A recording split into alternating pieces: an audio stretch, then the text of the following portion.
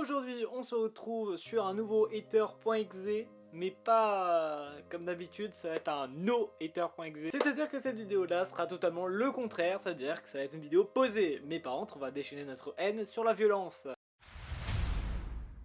On va parler de Party Hard 2, un petit jeu d'infiltration assez sympa, avec des effets pixelisés aux petits oignons, et on va se faire plaisir aujourd'hui. Non, en fait, on va pas... Pensez pas à ça, s'il vous plaît. Côté histoire, on incarne un mec fatigué.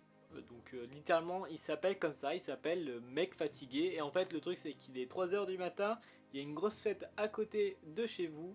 Et au lieu d'appeler la police ou d'aller voir eux pour qu'ils se calment, vous allez les tuer. Bon, sauf dans la première mission où il faudra juste tuer quelques trafiquants et quelques videurs. Donc... ça va, on est côté de la police. D'ailleurs, en parlant de la police, le savez-vous, ils aiment pas conduire. La preuve en image. Donc soit les policiers, ils veulent pas conduire, soit leur pathfinding est nul à chier. Je pense que c'est cette solution. Donc qu'est-ce qu'on peut faire dans ce jeu? Alors il y a plusieurs méthodes pour tuer. Par exemple, vous pouvez brûler les gens. D'ailleurs, tout le monde s'en fout. Vous pouvez brûler des gens et ça fait rien. D'ailleurs, tout le monde autour trouve ça normal. Bon, c'est comme ça, c'est comme ça. Par contre, il faut faire très attention à ne pas tuer des gens avec des gens autour, parce que sinon ils vont appeler la police. Et ça va être pas sympa, parce que la police vient vous buter. Donc voilà, il faut tuer les gens dans des endroits où ils sont tout seuls. Alors il y a plusieurs méthodes pour faire cela. Donc déjà, première chose, c'est jeter de l'alcool sur leur tête. Ça les fera tomber par terre et vous pourrez les porter alors qu'ils sont inconscients. Pour les tuer tranquillement aux toilettes. Non, mais vraiment, les toilettes, c'est le meilleur endroit pour cacher un corps. Ensuite, on peut faire exploser les haut-parleurs. Donc, ça fait beaucoup de dommages. J'aime bien ça.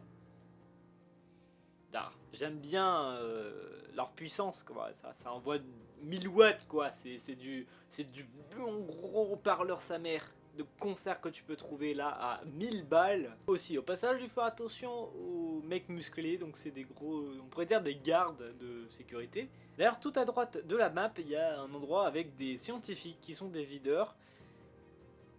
Oui, des videurs, mais bon, bref, voilà. Et en fait, si vous entrez dans la propriété, ce qui va se passer, c'est que déjà, vous allez vous faire buter par le garde. Et en fait, le garde vous emmène chez les videurs. C'est-à-dire, comme si vous étiez leur pote, quoi. Et du coup, ils se bagarrent et vous avez une cible gratuite.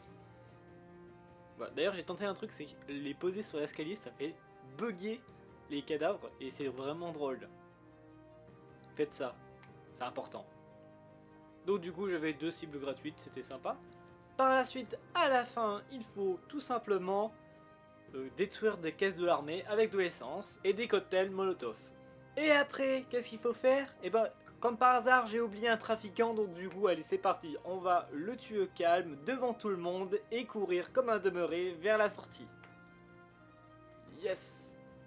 Bon aussi, vous n'avez pas que ça, vous avez aussi un côté atelier où vous pouvez créer votre propre niveau. Et donc ce qui est bien aussi, c'est qu'on peut bien sûr télécharger des maps d'autres joueurs. Bon, j'en ai pas fait parce que j'avais la flemme. Voilà, j'ai ouvert l'atelier juste pour créer une carte que j'ai oublié de sauvegarder par la suite. Donc voilà, j'espère que cette petite vidéo vous aura plu. Je vous laisse. C'était Zone Dark.